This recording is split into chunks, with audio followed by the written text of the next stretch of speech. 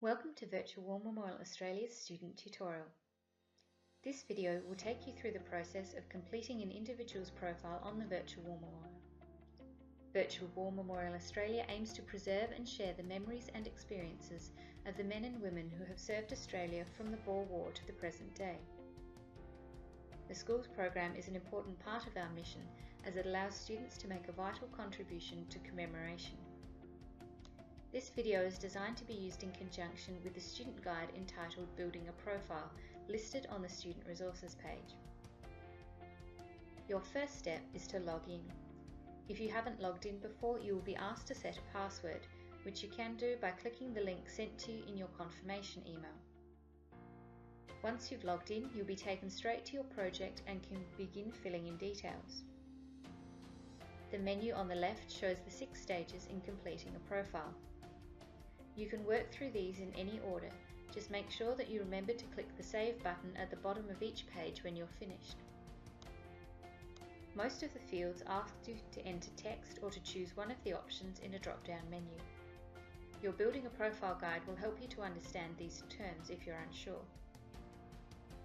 You will find that some of the fields have already been completed and you can't make changes.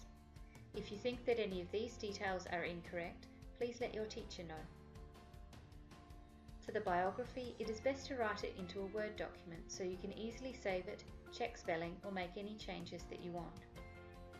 Once you're happy with it, simply copy, Ctrl-C, and paste, Ctrl-V, into the box in the biography section. Don't worry about formatting in the Word document, as you'll need to reformat it once you've pasted it. You can use the Format menu to make any of these changes, and you can add any images or links by clicking the buttons above the text field. The last 3 stages allow you to add images, links, and additional resources or documents to your individual's profile. Simply click the Add button and then type the link or select the file that you want from your computer.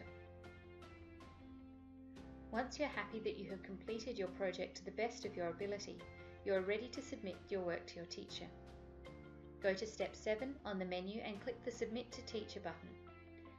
Remember, once you have submitted your project, you won't be able to make any changes unless your teacher sends it back to you. Good luck, and we hope you enjoy your journey of discovery.